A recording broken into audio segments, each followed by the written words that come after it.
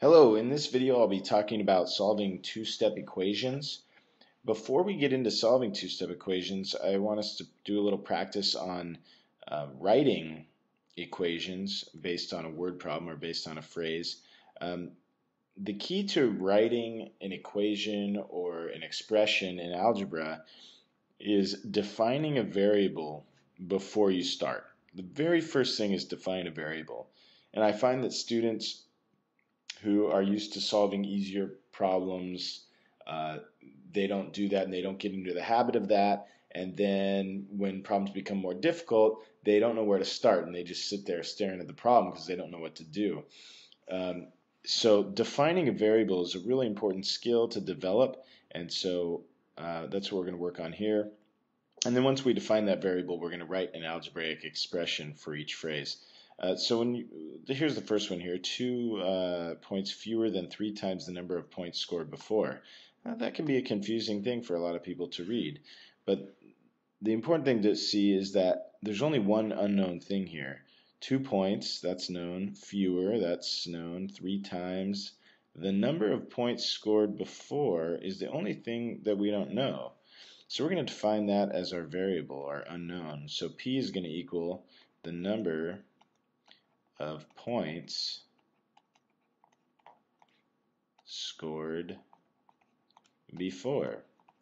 Now that we have that, now that we have a representation of that algebraically, the rest is just translation. So 2 points fewer than something, so like if you had the number 5, 2 points fewer than that would be 5 minus 2. So 2 points fewer, just starting there, we don't know what it's fewer than yet until I read on, but I know that 2 points fewer is going to look like minus 2. That's 2 fewer than something. So now I can forget about that. Then 3 times something. So 2 points fewer than 3 times something. So I'm going to multiply 3 by something. 3 multiplied by the number of points scored before. Well, P is the number of points scored before. So my algebraic expression is 3P minus 2. 2 fewer than 3 times the number of points scored before. All right, let's practice with another one here. 8 pounds less than. Okay, well 8 pounds less than 10 pounds would mean like 10 minus 8. So we know that 8 pounds less than is minus 8. 5 times, oh sorry, I jumped the gun on this. I did what I just told you not to do. Let's define that variable that we don't know. The weight of a chicken. We don't know that. So let's call that W equals weight of a chicken. Alright, now that we got that, sorry to go out of order there. 8 pounds less than, still right there, 5 times the weight of a chicken. Well, if W is the weight of a chicken, 5 times that is 5W. And then 8 pounds less is this. So 8 pounds less than 5 times the weight of a chicken. That's it. So now we're going to go into solving two-step equations. I'm going to talk about a couple common mistakes that students make. Remember, there's 4 choices that we have when we're solving these equations.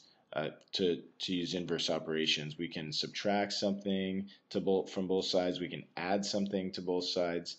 We can multiply both sides by something or divide both sides by something. So in this case, we have a two-step equation. We have this x here. It's being multiplied by 2. It's also being added to 2, or 2 is being added to it, if you prefer that. So I'm going to model this equation using some algebra tiles here. So that's going to be our x there, and we have 2 of them. So there's 2x. And then there's also 2 regular numbers, so each of these is worth 1. So we have 2x plus 2. And we're going to say equals, I could just write an equal sign here, equals 4. So 1, 2, 3, and 4. Alright, so 2x plus 2 equals 4. Now, some students don't know whether they should get rid of this 2 first or this 2. Well, when you are adding and subtracting to both sides, it's pretty simple. I can add, if I add one to this side, I add one to this side. If I take away one from this side, I take away one from this side. So it doesn't matter what is on either side, I can always add and subtract. It's very simple. Now with dividing and multiplying, if I multiply this side by 2, it has to be the whole side. I can't just multiply one of these terms by 2. It's got to be all of this stuff. So if I multiply this stuff by 2, I'm going to get 2 more of these, and I'm also going to get 2 more of these.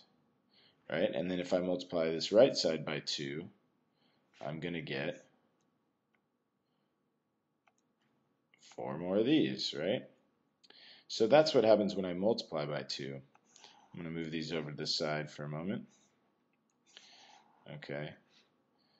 Same thing with the division. If I divide both sides, I have to divide everything on this side by something. So in this case, it would be 2. So if I divide this side by 2, I'm basically cutting it in half. So I'm left with 1 green and 1 yellow. And over here, I'm left with 2 yellows. So this would be a division by 2, and I would have x plus 1 equals 2, because everything would have to be divided by 2. And that works out fairly nicely in this case. Now I can just subtract a yellow from each side, and I end up with x equaling 1. Okay, and you can check it. 2 times 1 plus 2 does equal 4. Now the problem is, let me get rid of this stuff. Okay, the problem is if we have an equation that looks like this. So now I have 2x plus 3 equals 6. So I'm going to bring back some of these. So 2x, I've got 3 of these. Oops. There we go. And it's going to equal 6. So let me see if I can get 6 of these over here. What's that? 1, 2, 3, 4, 5. Okay, so again, if I wanted to subtract 3 from both sides, that would be pretty easy. I just get rid of 3 from here, get rid of 3 from here. Oops. Okay, and then I'm left with 2 x's equaling 3. However, if I was going to multiply, divide both sides by 2, that's a little more challenging because I have 2 of these green, so when I divide by 2, one of those goes away. But now I have 3 squares, so when I divide by 2, I get rid of 1 1/2 of them. So I now have a fraction. I would have 1 1/2 squares, okay, which is difficult to model using algebra tiles, but the idea now is you'd have a fraction here that you'd have to deal with. And that's okay, but when I have fractions, I like to deal with them as little as possible. I'd rather stay with whole numbers as much as I can. And so when I get my fractions, I'd rather have those at the very end rather than dealing with them every step of the way. So when you have the option of doing the subtraction or the division, you should deal with the subtraction first, then the division. And the same thing goes with multiplication. So you're always going to deal with the subtraction or addition first, then deal with the multiplication or division. Because remember, with addition subtraction, no matter what's on this left side, you can add to it, right? And then add to the right side. No matter what's on this side, you can subtract one of these from each. It doesn't matter. But when you're dividing and multiplying, dividing in particular, you have to do it to the whole side, and that ends up giving you fractional things. Also, when you're multiplying to both sides, a lot of students forget to multiply everything, and they just multiply one of the terms. Okay, so let's go back to our problem. Let's actually solve this, right? So if we were using algebra tiles, I'd want to do this subtraction first. Get rid of those. Oops, don't get rid of those 3. So we'll have to get rid of these 3. So we end up with 2x's equals 3. And then now we do have to do the division by 2. So we're going to divide this by 2. So get rid of that. And then we will end up with 1 1/2 squares, however you would model that. So x equals 1.5. And you can check that. 2 times 1.5 would be 3. And then add 3. So the whole reason I was using the algebra tiles there is just to kind of show you what multiplying a whole side would look like, because a lot of students forget that. To solve this without algebra tiles, it's pretty simple. We subtract 3 from both sides, and that gives us 2x equals 3, and then divide both sides by 2, and then we end up with x equals 3 over 2. And that's it. If you were to do the division first, like I showed you before with the algebra tiles, you would just get a fraction earlier. So let me show you. Let's move this stuff more out of the way there. Oops, that didn't work out very well.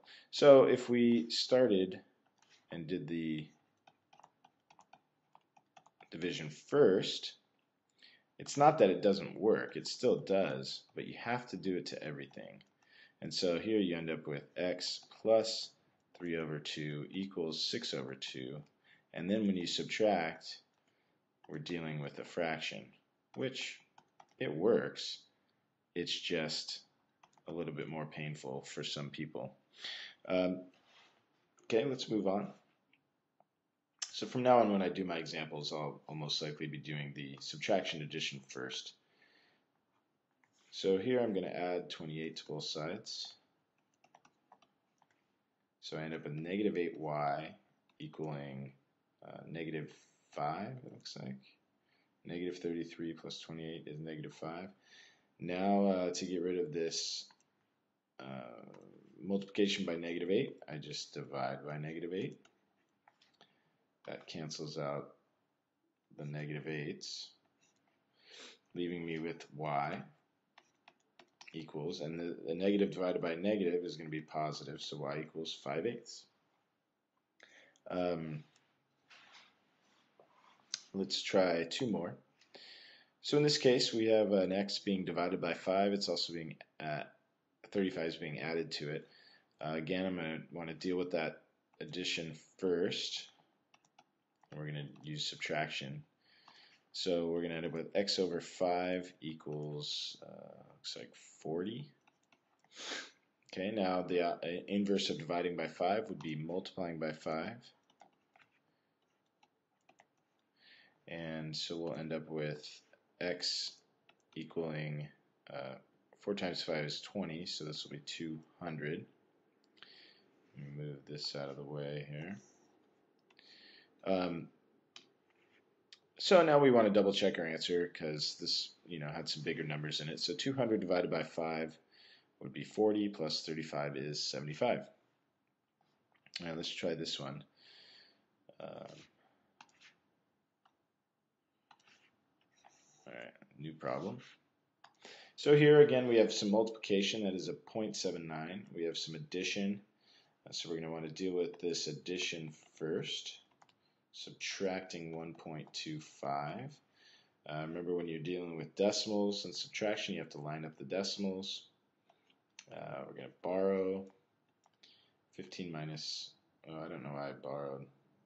You don't have to borrow. Skip the borrow. Back up. Okay, there we go. 5 minus 2 is 3, and then 7 minus 1 is 6. So we're going to end up with 0.79m equals 6.32. Oh, this looks like it could be somewhat painful, so we're going to have to divide by 0.79. Divide by 0.79. And so that looks like 632 divided by 79. So it does not go in to 6 or 63.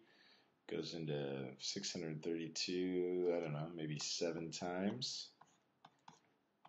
That's a guess. 49.55. Alright, if I were to add 80-ish to that, I would end up with 630. Ooh, that might be exact. Okay, let's check it out. 79 times 8 is 72, 56, 63. Yeah, it's exactly 8. So we're done. So m equals 8.